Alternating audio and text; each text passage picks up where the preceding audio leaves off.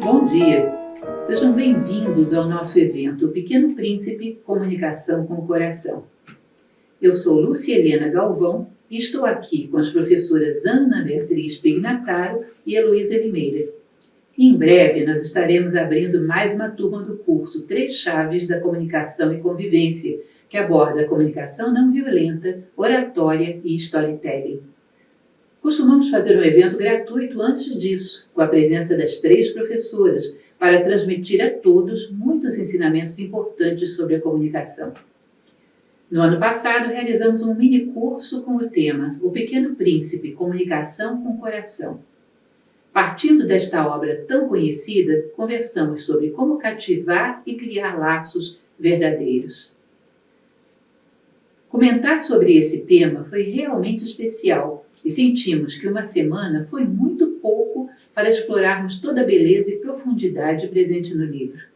Então, decidimos fazer uma segunda parte de aulas, com novos comentários sobre o Pequeno Príncipe. Eu espero sinceramente que, através dessas reflexões, você possa utilizar a convivência para criar laços cada vez mais profundos. Todos nós podemos desenvolver uma comunicação muito harmoniosa e bela.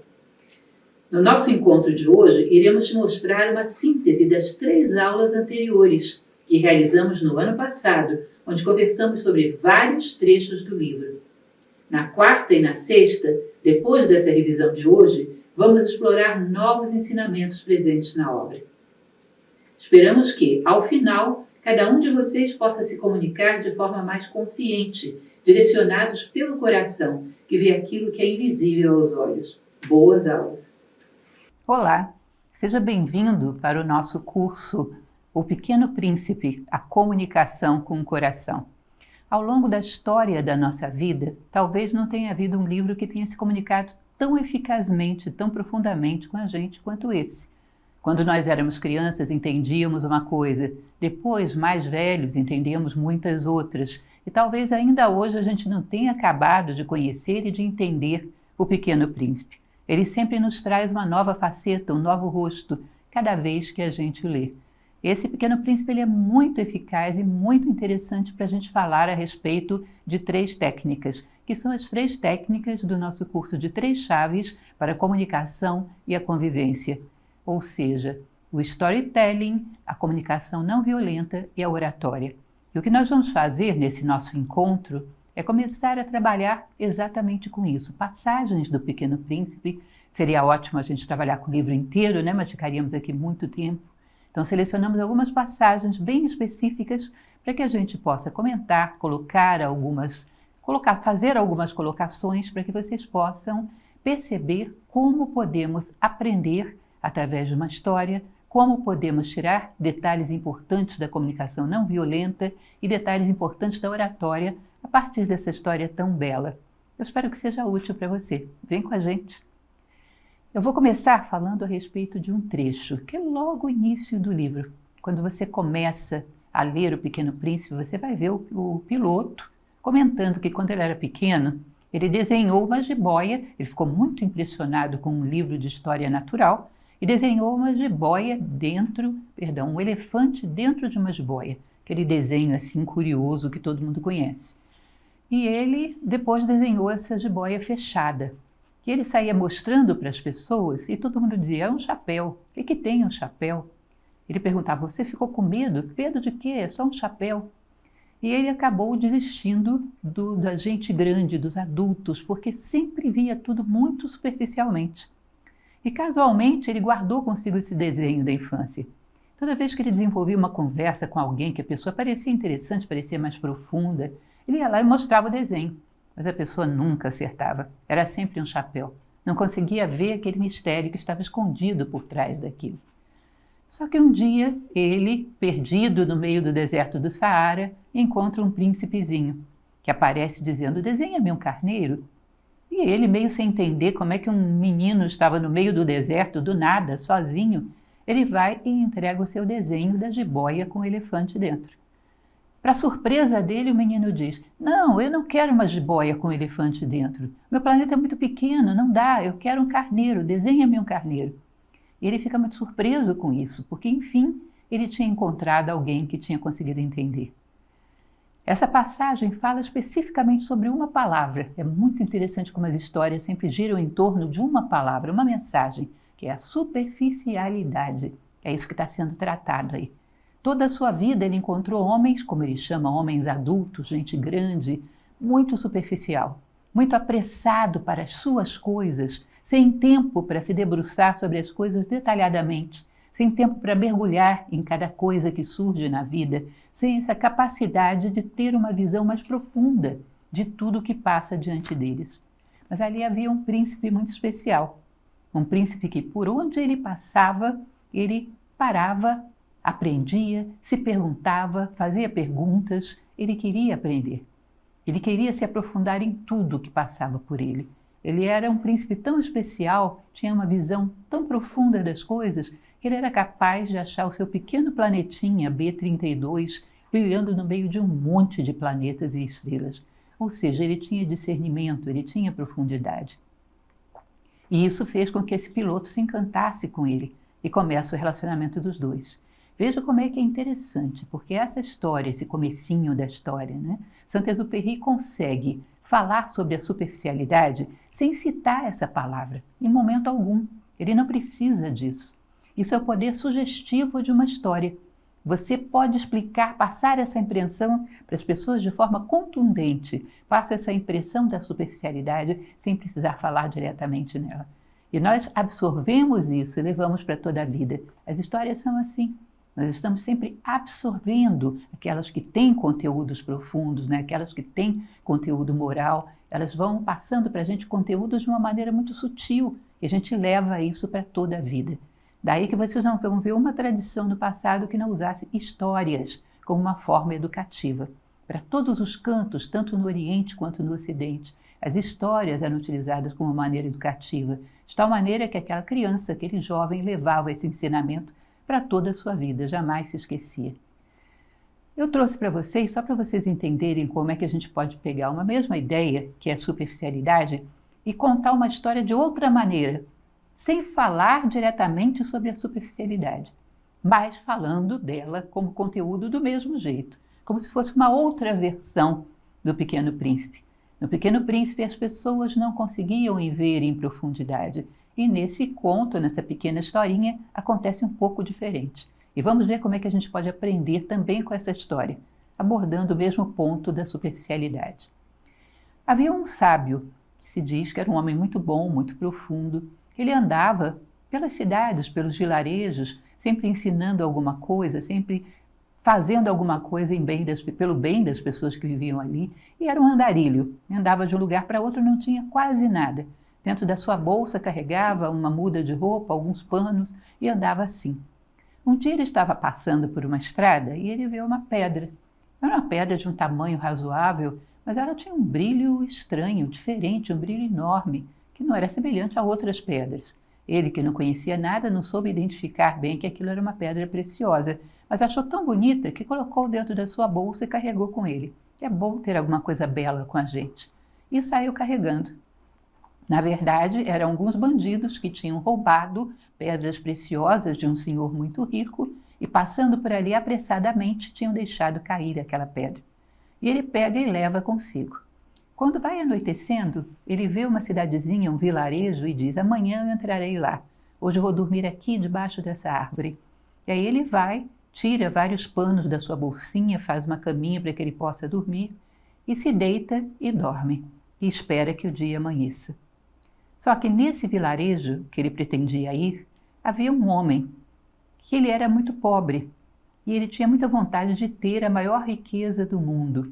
Ele queria para si uma grande riqueza e ele sempre pedia isso aos deuses da sua tradição.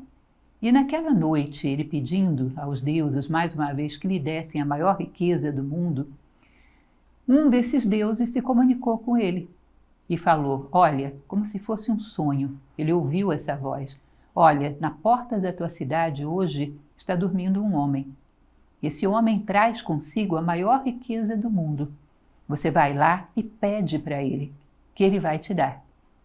E aí ele acorda meio daquele transe e diz: nossa, será mesmo? Os deuses não mentem, deixa eu ir lá ver. Quando ele vai à porta da cidade, ele já vê ao longe um homem, aparentemente de uma certa idade, deitado com seus panos, deitado de uma maneira bem precária, sem ter muita coisa. E ele vai lá e fala com esse homem. Ele acha meio estranho, esse homem tem a maior riqueza do mundo. Vai lá e desperta o sábio. O senhor pode acordar, por favor? E o sábio acorda meio assustado. O que foi, meu filho? O que eu posso ajudar você? Ele diz, olha, eu conversei com os deuses e eles me disseram que o senhor tem a maior riqueza do mundo. O senhor poderia me dar? Aí o sábio pensa, deve ser essa pedra. Aí ele vai na sua bolsa e pega aquela pedra, limpa um pouco na própria bolsa para que ela pudesse brilhar mais e oferece ao homem. O homem mal podia acreditar numa pedra grande como aquela, preciosa. Aquilo era uma fortuna, aquilo tinha um valor incalculável. Ele diz, realmente os deuses tinham razão. E sai correndo, agradece ao sábio e sai correndo para o seu vilarejo, muito feliz com aquela pedra. E o sábio tranquilamente volta a dormir. Quando o dia está amanhecendo, aquele sábio então se senta e começa a dobrar as suas coisas, arrumar as suas coisinhas na sua bolsa para poder partir para aquele vilarejo, começar a transmitir os seus ensinamentos, quando de repente vem correndo o homem da madrugada anterior. Vem correndo, e o sábio acha estranho aquele homem tão apressado, pedindo que ele não fosse embora. Ele falou, mas o que é, meu filho? Eu já dei para você a coisa mais preciosa do mundo, que é aquela pedra preciosa. O que você pode querer? Não, o senhor não me deu a coisa mais preciosa do mundo. Eu quero a virtude que lhe permitiu me dar aquela pedra, sem pedir nada em troca. Eu quero isso. Isso é a coisa mais preciosa do mundo. Isso é que eu quero que o senhor me dê. Essa história, que eu acho muito bonita, muito interessante, ela mostra mais uma vez a história da superficialidade. No caso, esse homem soube ver o que era o mais precioso do mundo e não perdeu a oportunidade de se tornar discípulo de um sábio e receber a sabedoria. Ou seja, um homem que teve a capacidade de ver além das aparências. Ele não queria uma pedra. A riqueza que ele queria não era dinheiro, ele queria algo mais profundo, algo que realmente faz diferença, algo que realmente resgata o homem da pobreza. Ele teve essa capacidade, essa profundidade. Eu chamo a atenção de vocês para como a história é fácil de guardar, simples, né? Curtinha, fácil de guardar, e durante muito tempo ela deixa dentro de nós essa mensagem gravada. Há que ser profundo, há que fugir da superficialidade, como a história do Pequeno Príncipe. As histórias são assim, elas são capazes de marcar, carimbar, para usar uma imagem bem forte, carimbar em nós profundamente determinadas mensagens. Por isso que é tão importante saber utilizá-las. Você valoriza em muito a sua forma de falar, de transmitir o conhecimento, de se comunicar, se sabe usar uma boa história. Tem um outro aspecto do Pequeno Príncipe que eu gostaria de comentar com vocês, que é o momento em que ele diz que não queria um elefante dentro de uma jiboia. Ele queria, na verdade, um carneiro. E o piloto desenha para ele aquele carneiro, depois de fazer várias tentativas, né, desenha o carneiro dentro de uma caixa. E ele queria levar aquele carneiro para o seu planeta, mas aquilo era apenas um desenho. Não é curioso isso? Era só um desenho. Como é que ele ia levar um carneiro para o planeta dele? Ele só tinha um pedaço de papel. Mas aquele príncipe tinha firme convicção de que através da sua vontade, através da sua imaginação, ele era capaz de trazer os sonhos para a realidade. Ele era capaz de concretizar aquele carneiro no seu planeta. E assim ele pede que seja feito. E assim o desenho é feito, e quando ele parte levando o seu carneiro. Ou seja, essa passagem tão pequena que muitas vezes nos passa desapercebida, mostra que esse príncipe não era só um ser que tinha profundidade, mas era um ser que era capaz de trazer os seus sonhos à realidade. Tinha essa capacidade de fazer reais os seus sonhos, de transformar aquilo que é simplesmente uma ideia, um papel, em algo concreto.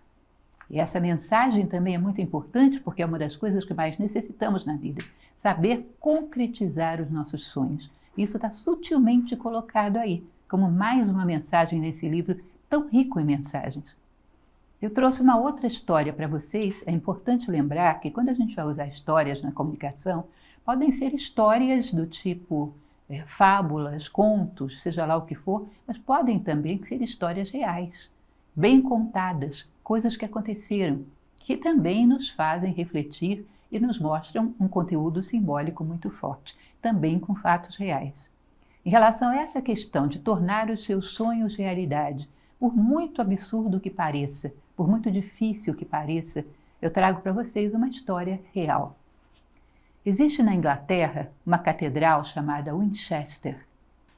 Essa catedral, ela foi construída sobre um rio que passa ali, o rio Avon, um rio de águas muito geladas.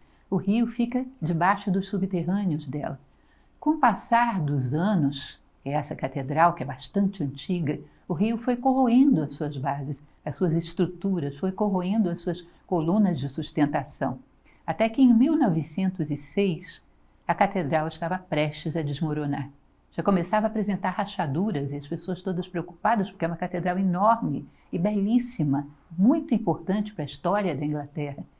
E as pessoas preocupadas, mas naquela época, 1906, a engenharia não tinha recursos para ir ao subsolo daquela catedral e consertar aquelas bases que estavam quase que mergulhadas dentro do rio. Não havia recurso para isso, eles não sabiam o que fazer. E aí havia um homem chamado William Walker. Esse homem era um mergulhador e ele disse: eu vou mergulhar nas águas do rio Avon, vou nas bases dessa catedral e vou levar todos os tijolos, todos os cimentos, todas as vigas que ela precisa para se sustentar, para ser reconstruída. E as pessoas dizem: é louco, você não sabe o que é isso, você não sabe o volume do material, olha o tamanho da catedral. Você imagina qual é o volume do material para sustentar uma igreja dessa de pé? Você fazendo isso sozinho? Ele diz: eu vou fazer. Aquilo era uma tarefa que parecia impossível para um ser humano, mas ele estava tão determinado que parece que aí ele era até mais do que um ser humano. E ele vai. Desde 1906 até 1912, ele vai descendo por um buraco, por um orifício, até os subterrâneos da catedral, levando no braço tijolos, cimento, vigas. Ao longo de 6 anos, de 1906 a 1912, ele carregou 500 toneladas de material de sustentação para a base dessa catedral, sem descanso. Um trabalho em condições terríveis, porque lá embaixo muito gelado. Ele em condições precárias com um escafandro que naquela época era pesado, era precário. E ele consegue sustentar uma catedral maravilhosa, simplesmente com o trabalho dos seus braços. E hoje existe uma estátua dele na porta dessa catedral com os braços estendidos, mostrando a ferramenta que ele utilizou para o seu trabalho, imortalizando essa mensagem, a mesma mensagem que vimos no Pequeno Príncipe, de que é possível tornar os sonhos realidade. Isso é uma mensagem fundamental para passarmos para os seres humanos. É preciso que eles acreditem nisso e percebam como uma história sabe fazer isso, como sabe passar isso de uma maneira comovente, contundente, de tal maneira que a gente não esquece. No momento em que duvidarmos, essa história virá à nossa memória. No momento em que quisermos construir os nossos sonhos, lembraremos disso e será um estímulo, será um apoio. Uma história é um apoio para toda a vida. Esse é o pequeno trecho que eu gostaria de comentar com vocês. Agora eu passo para a professora Ana Beatriz, que também vai comentar o trecho dela. Eu achei interessante, Lúcia, porque essa parte que você comentou, o trechinho que eu escolhi para a gente comentar também nessa primeira aula, tem muita relação. É como se fosse inclusive, um complemento do outro, porque a senhora estava comentando sobre essa falta de profundidade nossa para poder enxergar. Por que não se enxergava que tinha um elefante dentro da cobra? Por que todo mundo olhava de uma maneira mais superficial e parecia um chapéu? E logo mais à frente, no próprio Pequeno Príncipe, ele vai comentar sobre talvez uma das frases que é mais famosa do livro, que todo mundo conhece, que é aquela frase que só se vê bem com o coração e o essencial é invisível aos olhos. Então eu queria que a gente aprofundasse um pouquinho mais, porque é uma frase bastante conhecida, todos nós ouvimos, achamos muito bonita, mas muitas vezes não aprofundamos tão bem assim no seu significado. Porque o que é ver com o coração? O que é o coração? Como que eu sei se eu estou enxergando com o coração ou não? Então, eu acredito que esses são alguns pontos que a gente pode refletir um pouco melhor. Aliás, o coração talvez seja um dos símbolos mais antigos da humanidade. No Egito, a própria deusa Maat, que julgava os mortos, pesava na sua balança exatamente o coração. Então, vocês veem a importância que esse símbolo do coração ele tem. Não como, às vezes, hoje associamos o coração, às vezes, relacionado com as paixões, por exemplo. Não, o coração como uma relação muito profunda com o centro, a essência humana que habita dentro de cada um de nós. E também, para que não fique muito subjetivo falar da essência humana, ou seja, o real valor do humano que habita dentro de cada um de nós, se a gente pudesse traduzir isso como uma palavra, para que essa síntese possa ir ficando mais clara para nós, a gente pudesse sintetizar o que é esse fruto natural que desperta do ser humano, poderíamos dizer que é a bondade. A bondade é exatamente o fruto natural nosso, é exatamente aquilo que é a essência humana, que dependendo da pessoa pode desabrochar e florescer durante a vida, ou também, dependendo de várias circunstâncias, pode ser que fique sempre latente como uma semente e nunca chegue de fato a desabrochar. E podem perceber que é natural nosso saber disso, pensar assim. Por exemplo, quando vocês escutam uma atitude de alguém que foi de muita maldade, por exemplo, de crueldade, a primeira coisa que nós pensamos é, essa pessoa não é humana, porque nós associamos naturalmente o ser humano com a bondade. Ou então falamos assim, essa pessoa não tem coração também, porque o coração é exatamente a chispa humana, é exatamente a centelha humana, autenticamente humana, a bondade que habita dentro de cada um de nós. Então, se a gente pudesse fazer uma relação dessa frase do Pequeno Príncipe, tão bonita, realmente tão profunda, nós poderíamos dizer que só podemos enxergar de fato com bondade.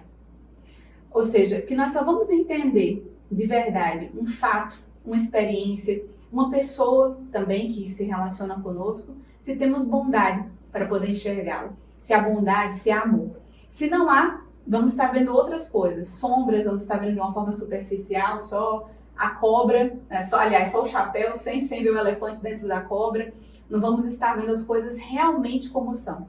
Nós só poderíamos ver com objetividade, com clareza, através da bondade.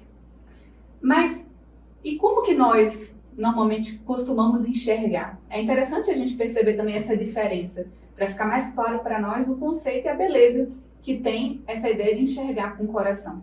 Para mim tem uma ideia, uma imagem que representa muito bem essa forma como nós enxergamos atualmente, como nós gostaríamos de enxergar, que é exatamente o mito da caverna de Platão, que talvez muitos de vocês já tenham ouvido falar. Eu não vou explicar o mito em detalhes, porque para isso seria uma aula só sobre esse tema, mas de maneira bem sintética, simples, no mito da caverna há uma série de pessoas que são os prisioneiros, que estão acorrentados na caverna, olhando para a parede, vendo sombras que estão sendo projetadas.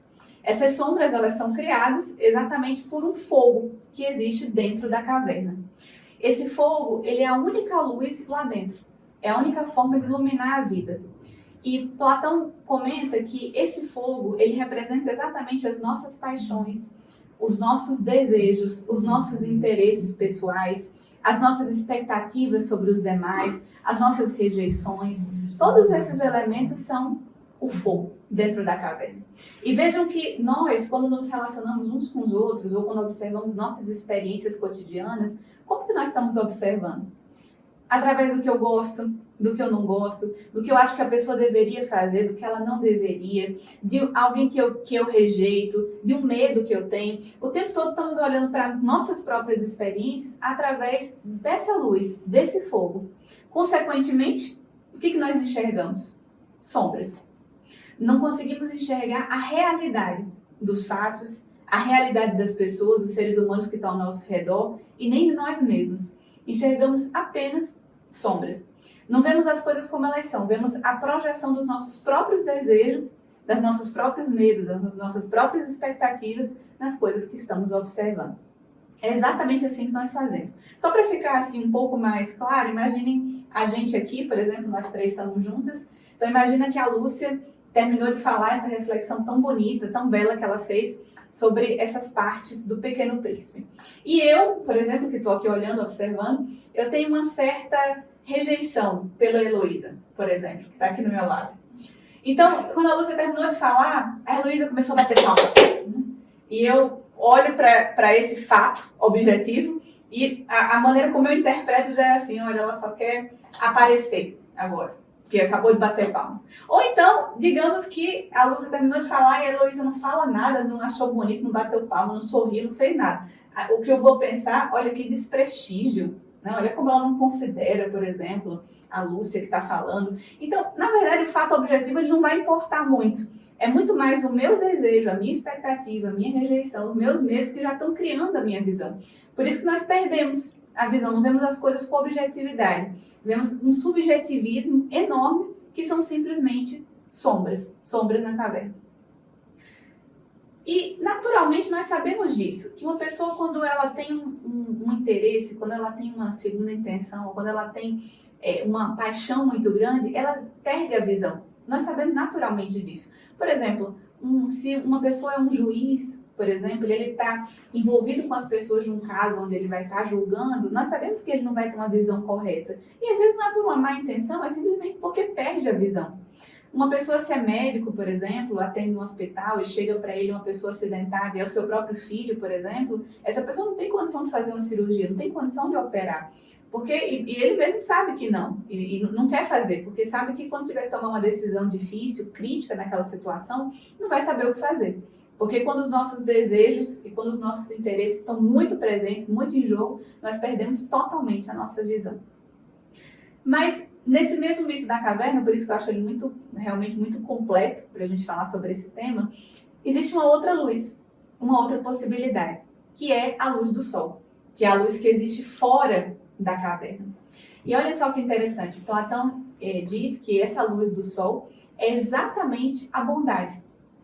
Através da bondade é a única forma que nós temos de enxergar a realidade das coisas, a realidade dos seres, das experiências, quando nós iluminamos através da bondade. Ou seja, eu teria que deixar as coisas, os objetos, as pessoas entrarem dentro de mim, dentro do meu coração. E aí poder enxergá-las com essa objetividade como elas realmente são. Não a partir dos meus desejos, dos meus interesses que estão sendo projetados. Não. Realmente levar elas para dentro e ver como de fato são. Essa é a luz da bondade. Se o ser humano enxerga dessa maneira, ele pode realmente ter um critério de objetividade. Se a gente fosse trazer para dentro de nós, para o nosso próprio corpo, por exemplo, essa ideia do mito da caverna, a luz do fogo lá dentro, que nós comentamos, são as paixões, são os interesses, seria equivalente ao nosso fígado, que representa dentro do nosso corpo. E a luz do sol, essa luz que dá a clareza e a objetividade para ver as coisas como elas são, é exatamente o nosso coração. Então, ver com o coração é enxergar com o sol. Inclusive, no nosso corpo, o coração exatamente corresponde ao centro, exatamente como o sol, e ele que liga tudo, né? Mantém todo o corpo vivo, liga todas as partes do corpo, exatamente como o sol que liga todo o sistema e constitui o centro de tudo. Então, quando nós falamos enxergar com o coração, nós estamos comentando enxergar com o sol, enxergar com bondade, com essa possibilidade de ver as coisas realmente, de fato, como elas são. Só para a gente ter alguns exemplos para vocês irem começando a perceber, de fato, essa realidade, quando nós perdemos a visão e quando nós temos um pouco mais de visão, eu acho que um exemplo muito claro que nós podemos observar, as duas possibilidades do que pode acontecer, é, por exemplo, na relação dos pais com os filhos. É muito fácil de observar essas duas possibilidades. Por exemplo, muitas vezes, normalmente, a mãe, por exemplo, não sabe exatamente aquilo que o filho está vivendo, sem que o filho tenha dito uma palavra para ela. Então, às vezes não houve nenhuma comunicação com palavras, mas existe alguma visão com o coração, com amor, com bondade, que ela leva o filho para dentro dela e sabe exatamente aquilo que ele está vivendo. Então, quando há uma relação de fato de coração, de bondade, a visão. É o natural, todos nós percebemos isso. Mas o contrário também acontece. Quando é que os pais normalmente perdem a visão dos filhos? Não sabem mais entender, não sabem mais interpretar. É quando gera muita expectativa, muito desejo, então quer que seja de uma forma, normalmente as suas próprias projeções, os seus próprios desejos. Então começa agora a perder a visão, cria uma imagem da pessoa, do filho, que não tem nenhuma relação mais com a realidade, cria sombras. É interessante porque dá pra gente ver exatamente essas duas possibilidades. Então, em síntese, tudo isso que nós comentamos, que conversamos agora, não só se vê bem se for com o coração, só se vê bem com bondade. O essencial é invisível aos olhos. Nós teríamos que ter bondade para enxergar. E se nós estamos no meio de uma experiência, por exemplo, e percebemos que temos medos, que estamos com expectativas, estamos com rejeição a uma pessoa, nós já podemos ter uma conclusão óbvia, objetiva. Eu não estou enxergando bem. para enxergar bem, teria que ter bondade presente. Então, esse eu acho realmente uma das frases, dos trechos mais bonitos do Pequeno Príncipe, realmente muito profundos. Bom, depois de ouvir essas belas palavras da professora Lúcia, da Beatriz, que eu vou chamar de Bia, gente, porque é minha amiga, eu fiquei muito inspirada. Na verdade, eu tinha pensado nas mesmas frases, e é difícil a gente não escolher esses trechos do Pequeno Príncipe para poder comentar, ainda mais quando se trata de comunicação. Vou começar com o que a Bia falou, que foi sobre a questão do coração, porque isso é fundamental. Ela trouxe diversas ideias, dentre elas a questão da bondade. E quando falamos de oratória, eu já falei isso dezenas de vezes. Quando levamos lá para a origem, que eu aprendi com a querida Lúcia, do proto-indo-europeu, você tem K-O-M, Muniz, como Muniz. Daí nasce essa palavra comunicação.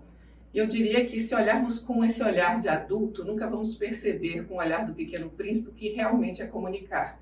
Eu posso até pegar no dicionário o conceito, mas o conceito ele nunca vai falar na raiz do que realmente é a comunicação.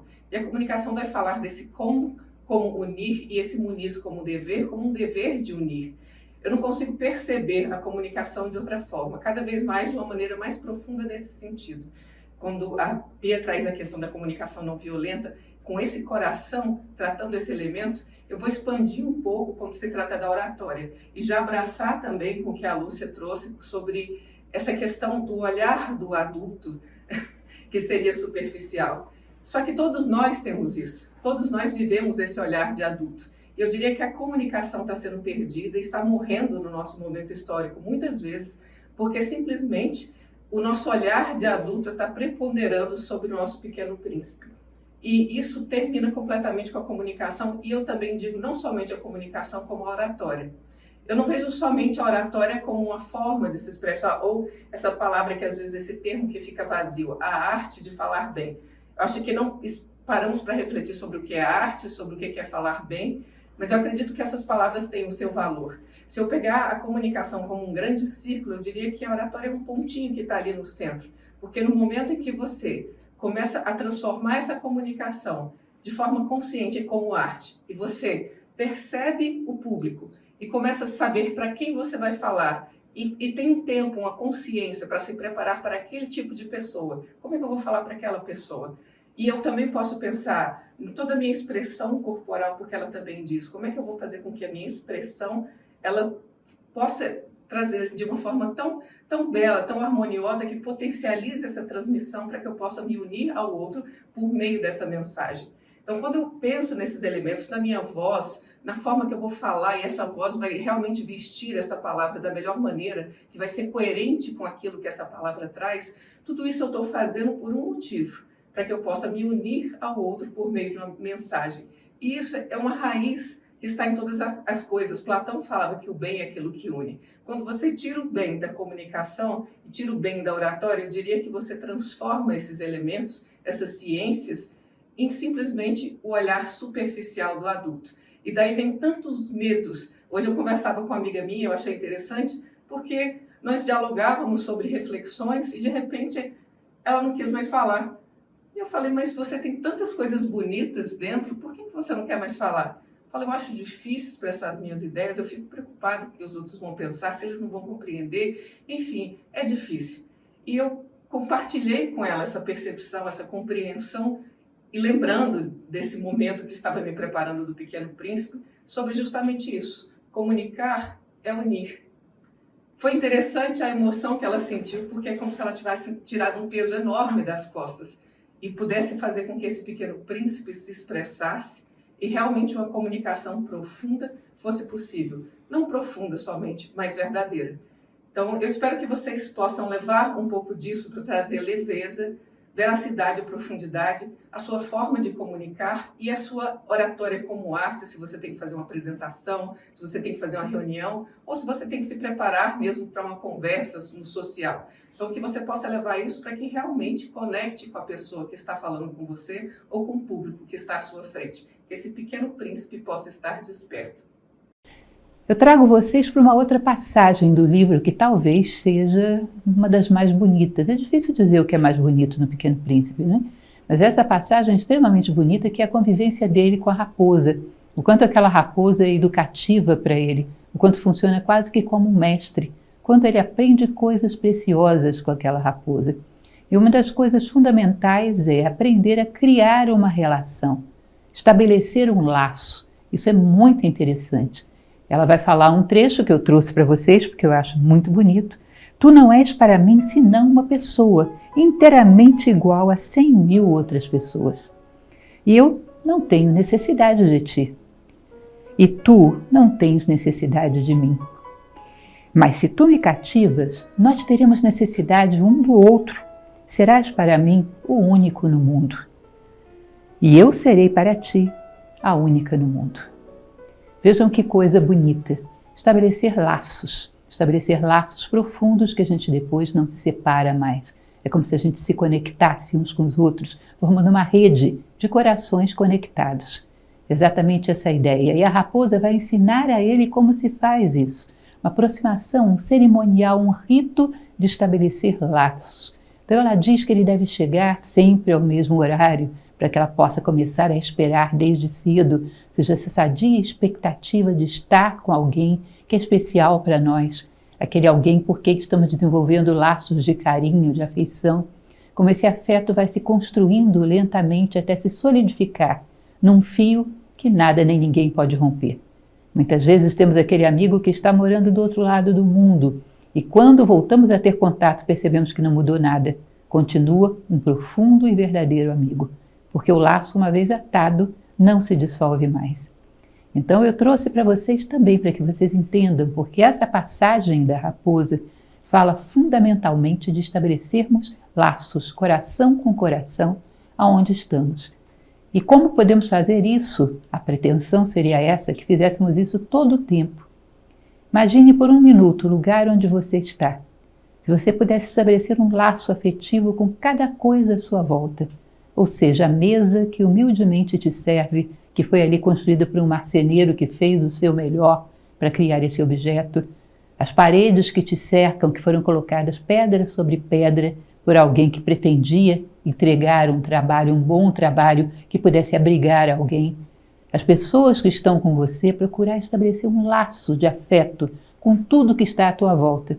Você andaria cercado de ligações coração com coração. E essa é a ideia. E se diz que isso abre portas para nós. Esse estabelecimento de redes ligadas pelo coração vai abrindo portas para nós quando necessitamos, como se tivesse um efeito de comunicação com aquilo que ainda não conhecemos pela nossa predisposição a criar laços. Existe uma frase que a raposa diz para ele, uma frase também muito bonita: tu te tornas eternamente responsável por aquilo que cativas. Como é lindo isso, né? Então, como falamos, eternamente responsável significa vai atando laços que te prendem a todos. Esses laços não se desfazem, nunca. E vai criando um vínculo tal que é como se a gente criasse uma grande rede de relações, onde um dia, quem sabe, nós relacionamos toda a humanidade como uma grande família. A ideia é que nós vamos dando a nossa bondade, a nossa atenção, criando laços afetivos com todos aqueles que passam por nós e aos poucos enredando toda a humanidade nessa grande rede de fios afetivos que vão em todas as direções. Um dia descobrimos que a humanidade inteira é uma única família. Quando a gente chega naquela parte do geógrafo, não sei se vocês se lembram, e ele escrevia livros, ele era importante, ele escrevia livros. Ele tinha muitas e muitas informações ali contabilizadas, ele escrevia livros. Só que o interessante é que ele não era o aventureiro. Quando perguntou, nossa, e o Pequeno Príncipe Encantado, você vai ver as montanhas e você vive toda essa natureza, você é um aventureiro? Não. Ele escreve o que os exploradores trazem para ele. E isso não conecta. Ele, de repente, o Pequeno Príncipe se viu falando novamente com um adulto. Isso não conecta. Para eu poder conectar, eu tenho que refletir. E se formos ver no curso de oratória, eu sempre falo sobre a tríade da oratória, onde tem mensagem, orador e ouvinte. E a mensagem é a alma do nosso processo de fala. Só que não basta eu simplesmente entregar o que os exploradores veem, não basta eu entregar o que eu li na letra morta do livro. Eu tenho que processar isso dentro de mim, eu tenho que ser um aventureiro, eu tenho que colocar isso para dentro, tentar ver na minha vida, refletir sobre isso, para poder depois estruturar isso com algo que seja meu, pensando no outro que vai receber, que era o que a a Bia estava fazendo. E é interessante como você vê no reflexo da fala dela, como começa a ter vida e uma preocupação real com o outro. Mas primeiro eu tenho que ser o aventureiro que vive essas ideias, e não somente que escreve informações para passar aquilo para as pessoas. Esse foi um trecho que eu achei importante e faz muita diferença no processo da oratória. E para fechar isso, amarrar essas 3 colocações, o vaidoso, o geógrafo, eu trago aqui, mas eu vou ter que ler um trechinho, que é a parte do acendedor de lampião. Na colocação do Pequeno Príncipe. Esse homem também é maluco, porém menos maluco que o rei, o vaidoso, o homem de negócios e o bêbado. Se vocês não sabem quem são os outros, leiam o Pequeno Príncipe. Quando acende o lampião, é como se fizesse nascer mais uma estrela ou uma flor. Quando apaga, faz adormecer a estrela ou a flor. É um belo trabalho. Um trabalho útil além de belo. Só que tem um detalhe. Ele não tinha consciência disso. Ele morava num planetinho que só cabia ele e o lampião. E todos os dias ele acendia o lampião na hora certa e apagava o lampião na hora certa. E acendia o lampião na hora certa e apagava o lampião na hora certa. Ele sempre batia o ponto e fazia aquilo repetidas vezes, mas não tinha consciência do valor que aquilo tinha verdadeiramente. E aí eu digo, quantas vezes você preparou uma apresentação pensando que você tem que fazer aquilo, que você tem que passar aquela informação, que você tem que entregar aquilo, que as pessoas às vezes têm que gostar de você por fazer aquilo, mas não para pensar no valor que aquilo tem. O valor da flor ou da pequena estrela que vai surgir no coração das pessoas, se você realmente entregar uma mensagem que você refletiu, que tem uma utilidade real para quem está ouvindo, e muitas vezes tem, mas não paramos para conectar essa utilidade com o público que está recebendo. Não tem como. Não tem como você realmente alcançar as pessoas numa fala, numa apresentação, se você não faz esse processo. Só que para esse processo existir, eu vou juntar a mais um tema, que foi da aula passada, que a professora Lúcia trouxe para fechar, que é a raposinha, que todos os dias tinha que esperar o Pequeno Príncipe no lugar, no momento certo, na hora certa, porque tinha um rito no processo de cativar. Existe um rito também no processo de oratória.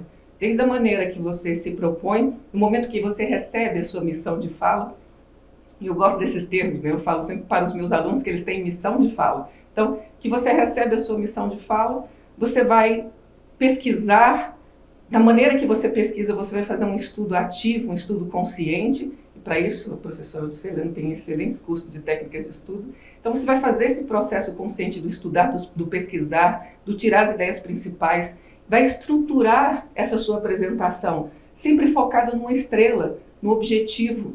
O que é que as pessoas, quando levantarem da sua frente, vão carregar dentro de si? Essa é a estrela que você vai entregar para elas. Essa é a pequena flor que elas vão levar. Então, quando você tem isso claro, agora você vai começar a estruturar isso de uma forma como um dia que nasce, que desenvolve e que anoitece. O processo de você falar uma peça de oratória é natural. E para ele ser natural, ele acompanha a vida. Então, você tem que introduzir. Você tem que fazer as pessoas perceberem sobre o que você vai falar de uma maneira interessante, de uma maneira bela. Depois você vai desenvolver, você vai argumentar para que você, nesses argumentos, vá alcançando o objetivo. Ou melhor faz com que aquela flor que está fora, agora não seja somente a flor de quem fala, mas começa a ser a flor de quem está ouvindo. Começa a pertencer a ela aquela flor. Então você vai construindo os seus argumentos para esse convencimento. E aí tem várias formas de fazer isso que, com mais profundidade, a gente vai abordar no curso. E concluir. O dia vai se pôr. Concluir é retomar esse objetivo e certificar que as pessoas compreenderam isso.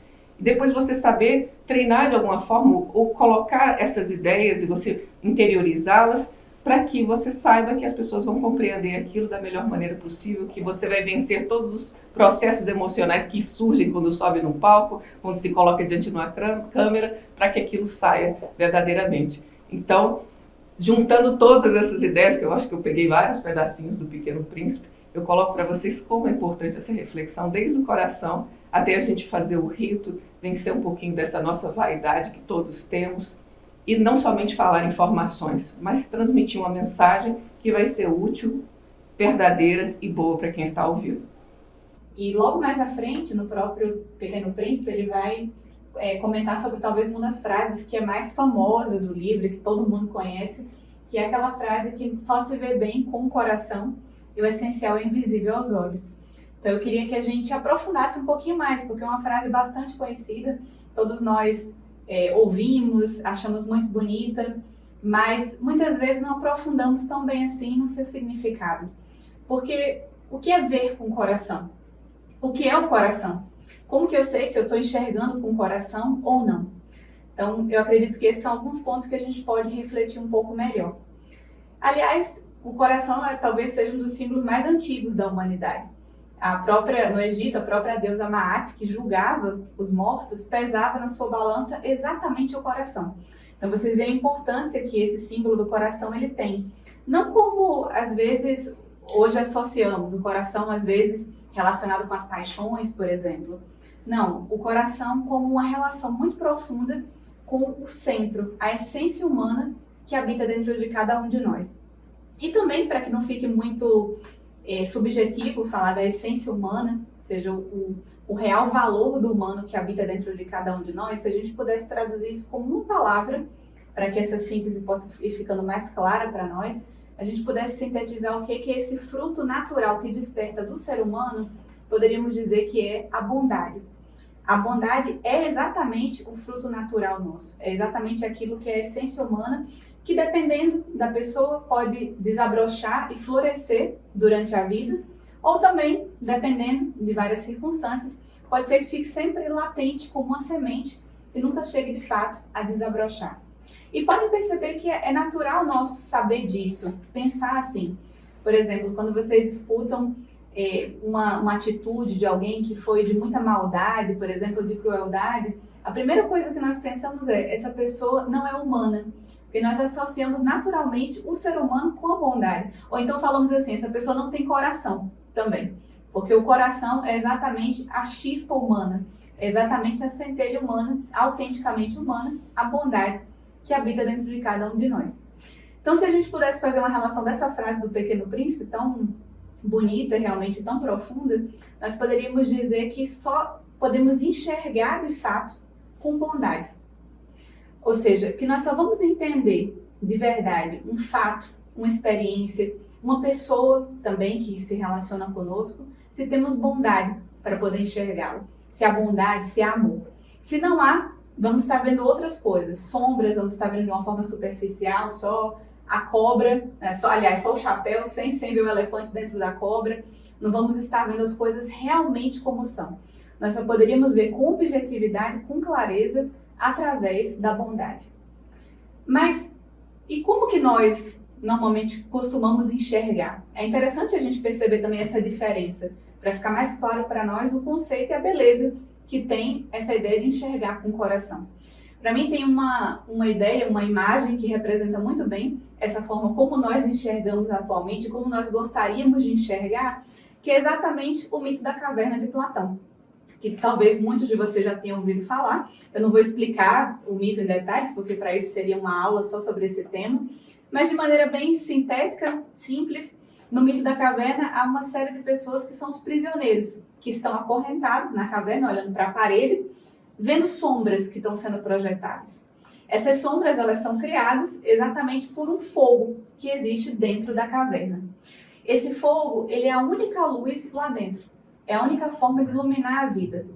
E Platão comenta que esse fogo, ele representa exatamente as nossas paixões, os nossos desejos, os nossos interesses pessoais, as nossas expectativas sobre os demais, as nossas rejeições.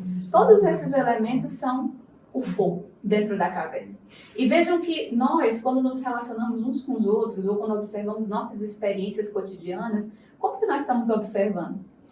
Através do que eu gosto, do que eu não gosto, do que eu acho que a pessoa deveria fazer, do que ela não deveria, de alguém que eu rejeito, de um medo que eu tenho. O tempo todo estamos olhando para nossas próprias experiências através dessa luz, desse fogo. Consequentemente, o que nós enxergamos? Sombras. Não conseguimos enxergar a realidade dos fatos, a realidade das pessoas, dos seres humanos que estão ao nosso redor e nem de nós mesmos. Enxergamos apenas sombras. Não vemos as coisas como elas são, vemos a projeção dos nossos próprios desejos dos nossos próprios medos, das nossas próprias expectativas nas coisas que estamos observando. É exatamente assim que nós fazemos. Só para ficar assim um pouco mais claro, imaginem a gente aqui, por exemplo, nós três estamos juntas. Então imagina que a Lúcia terminou de falar essa reflexão tão bonita, tão bela que ela fez sobre essas partes do Pequeno Príncipe. E eu, por exemplo, que estou aqui olhando, observando, eu tenho uma certa rejeição pela Heloísa, por exemplo, que está aqui do meu lado. Então, quando a Lúcia terminou de falar, a Heloísa começou a bater palma. E eu olho para esse fato objetivo e a maneira como eu interpreto já é assim, olha, ela só quer aparecer agora, que acabou de bater palmas. Ou então, digamos que a Lúcia terminou de falar e a Heloísa não fala nada, não achou bonito, não bateu palma, não sorriu, não fez nada. O que eu vou pensar, olha que desprestígio, né? Olha como ela não considera, por exemplo, a Lúcia que está falando. Então, na verdade, o fato objetivo ele não vai importar muito. É muito mais o meu desejo, a minha expectativa, a minha rejeição, os meus medos que já estão criando a minha visão. Por isso que nós perdemos a visão, não vemos as coisas com objetividade. Vemos um subjetivismo enorme que são simplesmente sombras na caverna. E, naturalmente, nós sabemos disso, que uma pessoa, quando ela tem um interesse, quando ela tem uma segunda intenção, ou quando ela tem uma paixão muito grande, ela perde a visão. Nós sabemos naturalmente disso. Por exemplo, se uma pessoa é um juiz, por exemplo, ele está envolvido com as pessoas num caso onde ele vai estar julgando, nós sabemos que ele não vai ter uma visão correta. E às vezes não é por uma má intenção, é simplesmente porque perde a visão. Uma pessoa, se é médico, por exemplo, atende no hospital e chega para ele uma pessoa acidentada e é o seu próprio filho, por exemplo, essa pessoa não tem condição de fazer uma cirurgia, não tem condição de operar. Porque, e ele mesmo sabe que não, e não quer fazer, porque sabe que quando tiver que tomar uma decisão difícil, crítica naquela situação, não vai saber o que fazer. Porque quando os nossos desejos e quando os nossos interesses estão muito presentes, muito em jogo, nós perdemos totalmente a nossa visão. Mas nesse mesmo mito da caverna, por isso que eu acho ele realmente muito completo para a gente falar sobre esse tema, existe uma outra luz, uma outra possibilidade, que é a luz do sol, que é a luz que existe fora da caverna. E olha só que interessante, Platão diz que essa luz do sol é exatamente a bondade. Através da bondade é a única forma que nós temos de enxergar a realidade das coisas, a realidade dos seres, das experiências, quando nós iluminamos através da bondade. Ou seja, eu teria que deixar as coisas, os objetos, as pessoas entrarem dentro de mim, dentro do meu coração. E aí poder enxergá-las com essa objetividade como elas realmente são. Não a partir dos meus desejos, dos meus interesses que estão sendo projetados. Não. Realmente levar elas para dentro e ver como de fato são. Essa é a luz da bondade. Se o ser humano enxerga dessa maneira, ele pode realmente ter um critério de objetividade. Se a gente fosse trazer para dentro de nós, para o nosso próprio corpo, por exemplo, essa ideia do mito da caverna, a luz do fogo lá dentro, que nós comentamos, são as paixões, são os interesses, seria equivalente ao nosso fígado, que representa dentro do nosso corpo. E a luz do sol, essa luz que dá a clareza e a objetividade para ver as coisas como elas são, é exatamente o nosso coração. Então, ver com o coração é enxergar com o sol. Inclusive, no nosso corpo, o coração exatamente corresponde ao centro, exatamente como o sol, e ele que liga tudo, né? Mantém todo o corpo vivo, liga todas as partes do corpo, exatamente como o sol que liga todo o sistema e constitui o centro de tudo. Então, quando nós falamos enxergar com o coração, nós estamos comentando enxergar com o sol, enxergar com bondade, com essa possibilidade de ver as coisas realmente, de fato, como elas são. Só para a gente ter alguns exemplos para vocês irem começando a perceber, de fato, essa realidade, quando nós perdemos a visão e quando nós temos um pouco mais de visão, eu acho que um exemplo muito claro que nós podemos observar as duas possibilidades do que pode acontecer é, por exemplo, na relação dos pais com os filhos. É muito fácil de observar essas duas possibilidades. Por exemplo, muitas vezes, normalmente, a mãe, por exemplo, não sabe exatamente aquilo que o filho está vivendo, sem que o filho tenha dito uma palavra para ela. Então, às vezes não houve nenhuma comunicação com palavras, mas existe alguma visão com o coração, com amor, com bondade, que ela leva o filho para dentro dela e sabe exatamente aquilo que ele está vivendo. Então, quando há uma relação de fato de coração, de bondade, a visão. É o natural, todos nós percebemos isso. Mas o contrário também acontece. Quando é que os pais normalmente perdem a visão dos filhos? Não sabem mais entender, não sabem mais interpretar. É quando gera muita expectativa, muito desejo, então quer que seja de uma forma, normalmente as suas próprias projeções, os seus próprios desejos. Então começa agora a perder a visão, cria uma imagem da pessoa, do filho, que não tem nenhuma relação mais com a realidade, cria sombras. É interessante porque dá pra gente ver exatamente essas duas possibilidades. É interessante porque na nossa aula da quarta-feira, teve esse trecho que a senhora comentou sobre a relação do Pequeno Príncipe com a raposa e essa mensagem tão bonita de criar laços verdadeiros, profundos. E isso me lembra muito uma outra parte do Pequeno Príncipe, que é a que eu gostaria de comentar hoje com vocês. Um outro trecho que muito bonito, que também relaciona muito com esse ponto, que é a relação do Pequeno Príncipe com o empresário. Só para contextualizar todos vocês, bem brevemente, um dos planetas que ele visita na sua história, nas suas viagens, é desse empresário que tem um hábito muito diferente. Ele está contando as estrelas no céu e está escrevendo o número, contando, escrevendo e reescrevendo e recontando quantas estrelas tem no céu. E o Pequeno Príncipe acha isso muito interessante, muito curioso, por que ele está fazendo isso, e pergunta para ele, ele vai respondendo que é porque ele possui as estrelas. E ele está contando toda a posse maravilhosa que ele tem. O Pequeno Príncipe acha interessante, vai fazendo várias perguntas para ele, vai perguntando para tentar entender o que é isso. E ele, o empresário, muito sem tempo e muito sem paciência, vai tentando explicar para ele também que ele foi a primeira pessoa que pensou em possuir as estrelas. Logo, as estrelas, então, realmente são dele. E o Pequeno Príncipe não entende muito bem para que isso, qual é a utilidade de você possuir as estrelas, para que ele quer elas. E ele vai explicando, tentando explicar todas as vantagens que tem em possuir todas as estrelas do céu. Que ele pode escrever o número num pedaço de papel, pode guardar numa caixa, que é o banco, e saber que ele tem sempre esse número lá. Que aquelas estrelas todas podem dar para ele o poder de comprar outras e outras estrelas quando forem descobertas também. Então tenta explicar para ele toda a vantagem de todas aquelas posses dele. E esse trecho sempre me chamou muita atenção, porque depois ele tentar muito explicar, o Pequeno Príncipe, ele profundamente reflete sobre aquilo, não entende, e ele faz um comentário muito especial e muito profundo. Ele diz assim, que olha, eu realmente não consigo entender qual é a utilidade de você possuir essas estrelas todas, porque eu mesmo possuo algumas coisas. Eu possuo um vulcão, que eu revolvo a terra dele toda semana, 2 vezes por semana. Eu possuo também uma flor no meu planeta, que eu protejo do vento, coloco água nela, dou vida a ela.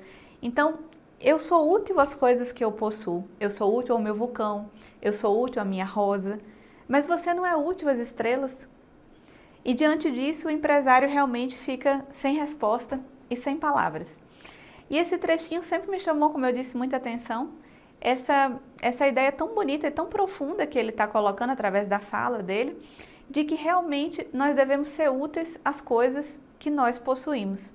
Só faz sentido ter uma posse quando nós temos algum grau de utilidade. Essa é uma ideia realmente muito, muito especial.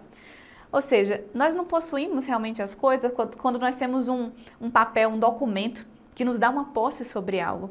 Na realidade, a verdadeira posse é a posse com o coração. São os laços que são gerados, que a professora Lúcia estava comentando na nossa última aula.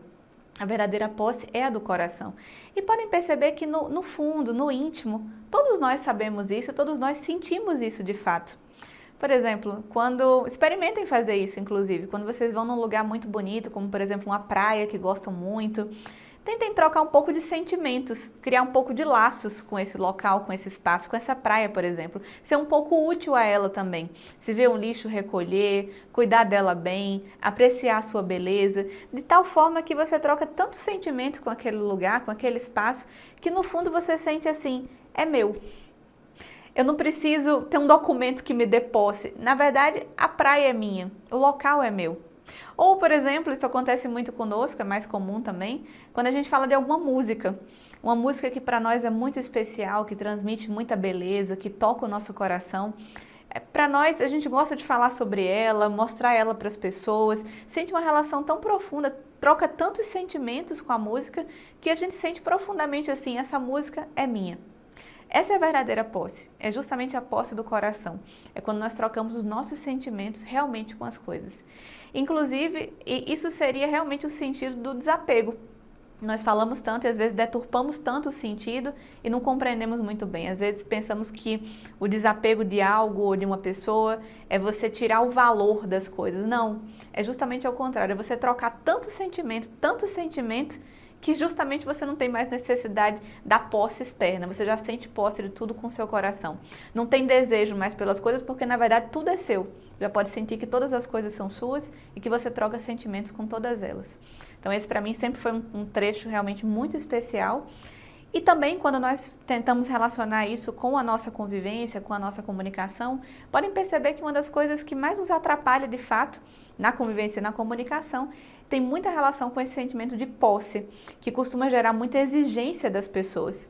No fundo, esse sentimento de posse, essa exigência constante que nós sentimos, é uma das coisas que mais gera conflitos, uma das coisas que mais fere os demais também. Então, por isso que eu acho muito bonito essa resposta do Pequeno Príncipe, porque a gente poderia exatamente usar ela pensando assim: olha, eu tenho que ser útil às coisas que eu possuo, às relações que eu possuo. Então, no fundo, quanto mais nós temos relações profundas, nós teríamos que nos perguntar assim: como eu posso realmente somar e ser de fato um fator de soma tão importante, tão especial para aquela pessoa, trocar tantos sentimentos com ela, que no fundo eu sinto ela dentro do meu coração e eu também estou dentro do coração dela. Isso realmente seria o sentido profundo e verdadeiro da posse, a posse com o coração, a troca profunda dos sentimentos. Eu acho belíssimo, e como nós comentamos também na nossa aula da quarta-feira, exatamente essa relação que eu acho bem bonita da comunicação não violenta ensina justamente a gente a fazer isso. É procurar aquilo que eu posso somar com a pessoa, como eu posso ser exatamente esse fator de soma para ela, que independente de qualquer coisa que ela me traz, eu posso encontrar esse ponto de utilidade, como eu sendo eu mesmo, posso ser útil também àquela pessoa, sem jamais deixar de ser eu mesmo. Então não é necessariamente dar aquilo que a pessoa pede, mas aquilo que ela necessita, como eu posso também somar com ela. Então esse é realmente um trecho que eu acho muito bonito e uma visão que mudaria muito as nossas relações. Teríamos que ser menos exigentes com as nossas relações e buscarmos mais ser úteis a ela, realmente. Então esse era o trecho que eu queria compartilhar com vocês, né, com todos hoje. Eu gostaria de fazer um comentário sobre esse trecho que me lembrou durante a sua fala algumas questões da oratória, mas de algo que eu admiro muito do Pequeno Príncipe, que ele é um filósofo. Ele tem um coração extremamente filosófico, ele está sempre interessado pelas coisas. E é muito válido a forma como ele chega em cada planeta e ele se interessa naturalmente, ele não julga. Ele tenta conhecer de coração puro o que é aquilo ali.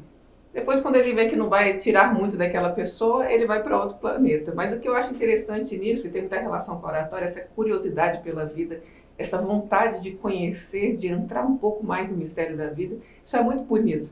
E Cícero, que foi um grande orador e um filósofo romano, dizia que uma das características do orador é ser filósofo. E tem muita relação com isso que a Bia falou também, de você estar em um local, estar em um momento e você gerar um sentimento sobre aquilo. De certa forma, você não está de uma maneira passiva naquele momento. Você está com a consciência presente de tal forma que você reflete um pouco o que você é naquele ambiente. Você troca a si mesmo com aquele ambiente. E Cícero também fala um ponto que eu acho muito válido com relação à oratória, que muitas pessoas perguntam para mim: como é que eu improviso? Como é que eu vou fazer um improviso?